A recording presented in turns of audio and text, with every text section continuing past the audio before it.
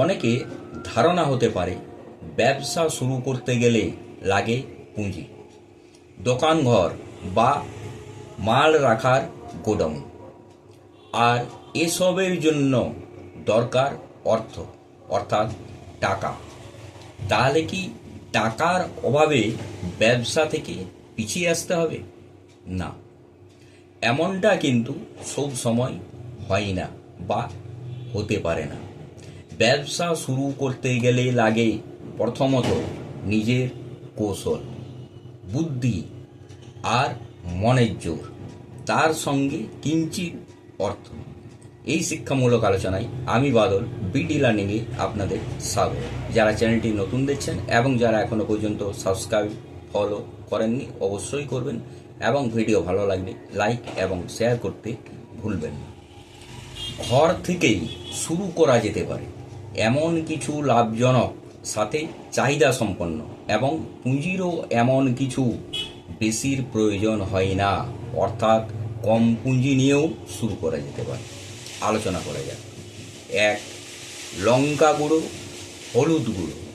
প্রত্যেকটা পরিবারের খাবার হোটেল, রেস্টুরেন্ট এর নিত্য প্রয়োজনীয় জিনিস হচ্ছে এই লঙ্কা গুঁড়ো, হলুদ গুঁড়ো।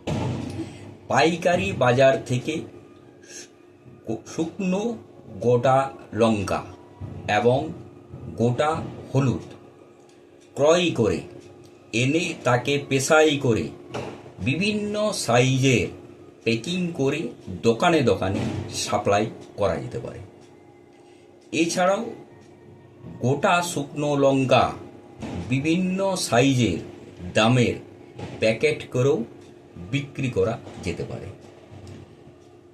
প্রথমে কম পুঁজি দিয়ে শুরু করে একটা মার্কেট তৈরি করতে পারলে এবং ব্যবসাকে ভালো জায়গায় নিয়ে যেতে পারলে, গোডাউন নিয়ে নিজস্ব পেশায় মেশিন বসিয়ে এই ব্যবসাকে বেশ একটা ভালো জায়গায় নিয়ে যাওয়া যেতে পারে। এই ব্যবসায় পুঁজির অনুপাতে লাভের পরিমাণ বেশ ভালো। 2. ড্রাই ফ্রুট প্যাকিং করে বিক্রি করা। বিভিন্ন ড্রাই ফ্রুট যেমন কাজু বাদাম, বাদাম, কিশমিশ, পাপড়ি, চানাচুর ইত্যাদি পাইকারি বাজার থেকে কেজি দরে ক্রয় করে এনে ছোট ছোট বিভিন্ন দামের প্যাকিং করে সাইজ করে দোকানে দোকানে বিক্রয় সাপ্লাই করা যেতে পারে। এতেও এমন কিছু পুঁজির প্রয়োজন পড়ে না, সাথে সাথে লাভও বেশ ভালো যায়।